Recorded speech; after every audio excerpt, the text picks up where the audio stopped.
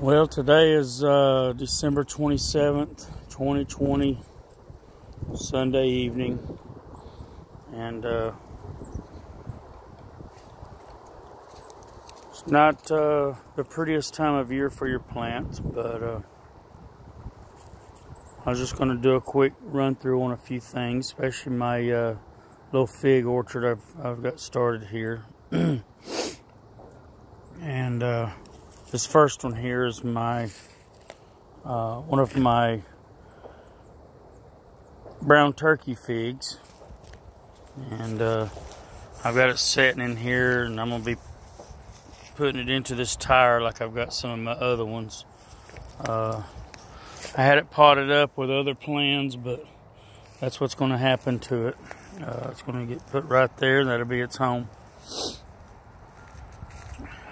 And I went through today, and you'll be seeing I took cuttings off of quite a few of my plants, my figs today.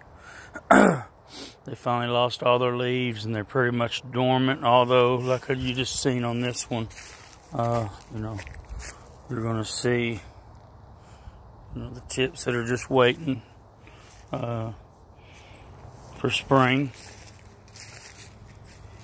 I'm actually out here, I think today's probably getting close to 70 degrees, so it's supposed to freeze the next few days. It's froze a couple of days ago, so here in northeast Texas, you don't ever know what's coming along next. But this here's my LSU purple. You see I took some cuttings here, down there, and this actually produced 2 or 3 cuttings coming up that. There was a branch that had broken here and was laid over, is barely hanging on, so it was still healthy. I took cuttings, cut that off, and made 2 or 3 cuttings out of it. That's my LSU purple. This is what I'm calling my Kilgore Unknown. I got it from Kilgore, Texas. I think it may be a greenish shea, but not 100% certain. So I've got the one in the pot sitting there, healed in, and I've got the one planted here. And this is really a really good fig. I really do think it is a greenish shea. Very delicious, stays green, has when it's ripe, has a red interior. Very meaty. I guess right under the peel, between the peel and the pulp, it's very meaty, and when you bite into it, it's a pretty substantial fig. I really like it. I've got several cuttings I've took off that I'll be rooting. This is my Celeste. I had a bigger Celeste here that died. Put this in here from a rooted cutting last year, or this past year. And so hopefully this next year to produce figs. I did take some cuttings off of it just a while ago, and then this here's another cutting that I never removed. I just stuck it in the soil there earlier this year, and I'll be digging that up, and that's probably going to go to my son's house. Move over here. My Black Mission. I was going to take this little side shoot plum off, but I just cut it back, took some cuttings, cut back my main tree here so it'll start bushing a little bit next year. Black Mission.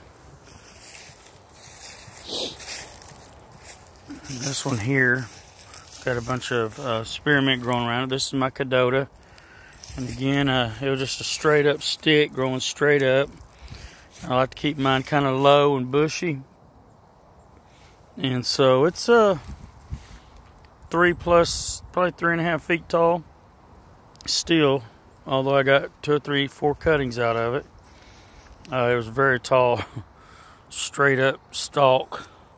There was also a small side shoot here, and I cut most of it off. I expect it'll bush out around this coming year. So I'm debating whether to come down another 6 or 8 inches and cut some more off, but for right now it'll stay like that. Next is my Alma, and again I have a one that's in a pot right beside it. Not sure what I'll do with that one, but I did take cuttings off of both of them a while ago. All things you can see there now. She's bleeding a little bit of latex, but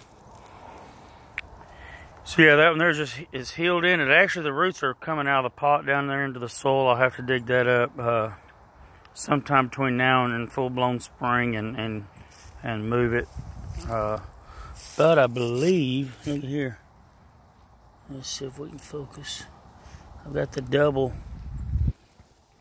This did try to produce a few figs late in the year, as due to the time that when I transplanted and everything, it was kind of late in the year, so hopefully it'll play catch up this coming year.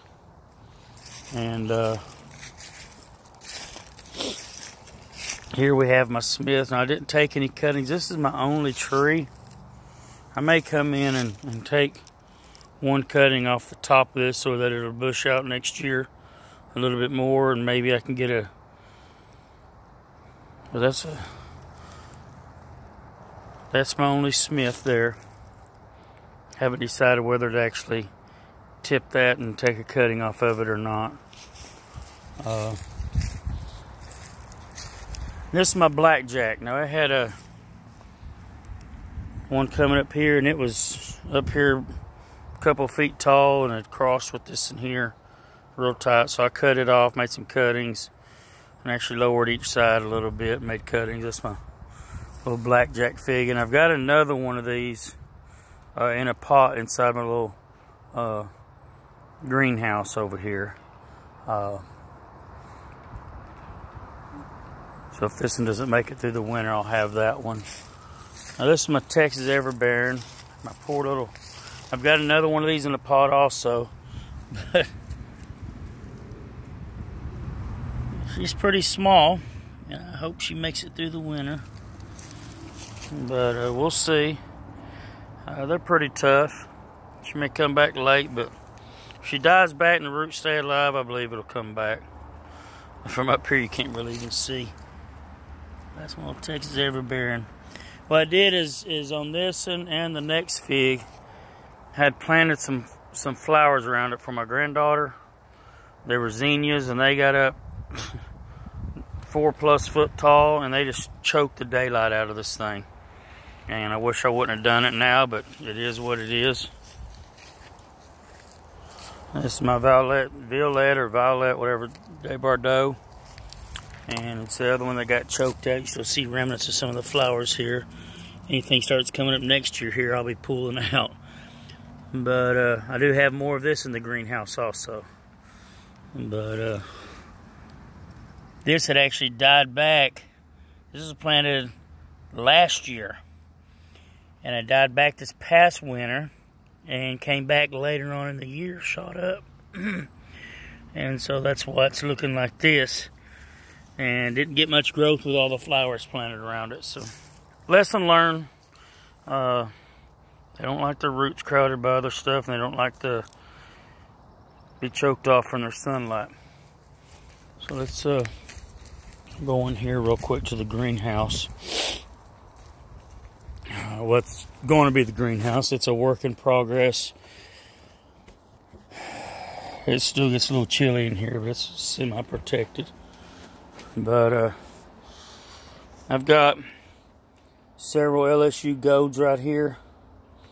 That's going to be going out next year. And see, that's LSU gold right there. And here is my Kilgore Unknown cutting. Look at that. Roots coming out of the bottom of that sucker. It's a pretty vigorous tree. Like I said, I believe that is a what I say a while ago. My brain comes and goes on me sometimes. Greenish shea. And this little Texas, there's my other Texas Everbearing. Look at that sucker, it's still fully leafed. And it's bigger than the one that's out there. So if the other one dies, I'll just replace it with this one. Got another Violette de Bordeaux right there. It was a pretty big cutting. It's branched a couple times. And I think this may be the same. Yeah, this Ronde de Bordeaux here. And I'm sorry, that ain't a violet. That's also Ronde. So there were 2 Ronde de Bordeaux there. And a blackjack fig there. Actually, I could take some more cuttings off of that, but I'm just going to let it go here in the greenhouse this year. So, I think I've got 5 or 6 of the LSU golds over here. So anyway, that's my figs. And don't have time to go over everything else here in the greenhouse. Have a lot of different things, tropicals, and some of them are just hanging on, and some of them are really thriving. But when we just get to the greenhouse, we'll have. Get through the winter, we'll have it going on. That's the main purpose. They'll struggle a little bit, I know, but we'll make it. And just wanted to show some of the figs mainly this evening. And I hope y'all all have wonderful holidays, and looking forward to a great new year. Surely it's got to be better than this one that's going away. Surely we can step it up a notch in the new year. So God bless, and hope y'all enjoyed this.